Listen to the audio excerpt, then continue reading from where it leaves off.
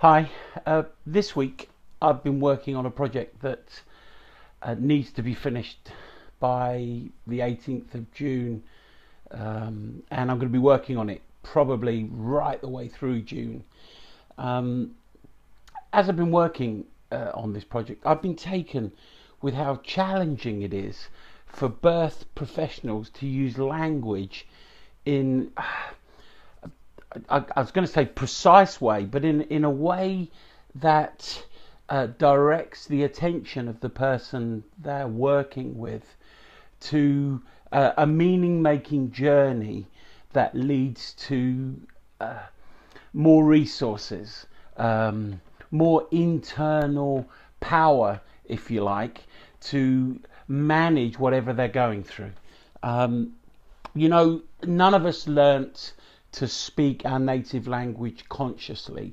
Language learning is by very nature an unconscious process. You don't remember when you learnt to speak. You can just do it. You don't think very much before you start to speak. In fact, often, the first time I hear the words I'm saying are when they come out of my mouth. So it's an unconscious process. And when I hear a word, when you hear a word, when you hear someone speak, the unconscious process is working at the speed of light to make sense, to make meaning. And as we use words with our clients, we are sending them on a meaning-making journey.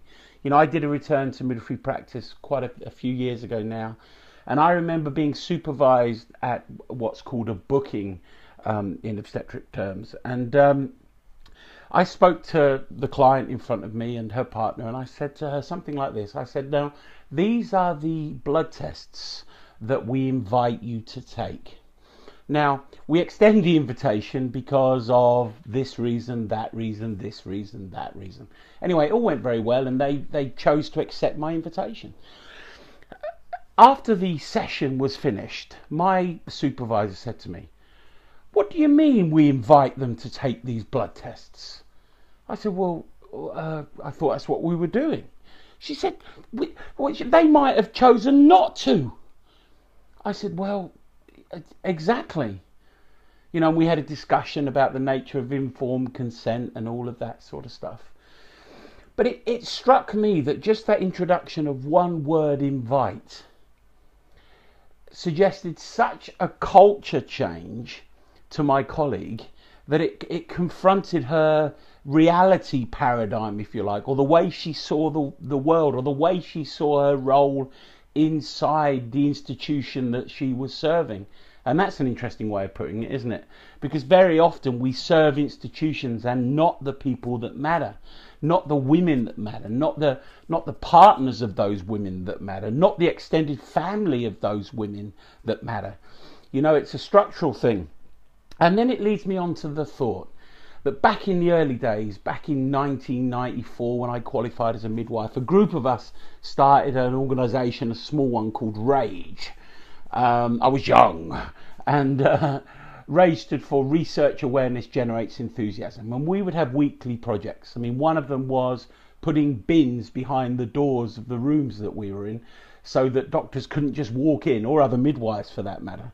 The woman's room, the room the woman gave birth in was her room, and should be treated with that kind of respect. The other thing that we did was that on the birthing suite wall, the notice board, we started writing birth. The habit was to cross through and write delivered. And we felt very strongly that a woman gives birth and that the power is all hers. And the idea of delivery shifts the power, albeit very subtly, to the professional away from the woman. Our contention was, and my contention still is, that if cultures are going to shift over time, the first step in shifting a culture is to address our language consciously. Little things like inviting people to partake of the services and the tests and the surveillance that we're offering. Those kind of shifts away from speaking about birth, and I would say away from talking about Our Ladies and all that kind of stuff, is an important first step for shaping culture. Hey, that's been a short one, But they're the kind of things that have been on my mind this week. I hope you have a great week, and I'll speak to you again soon.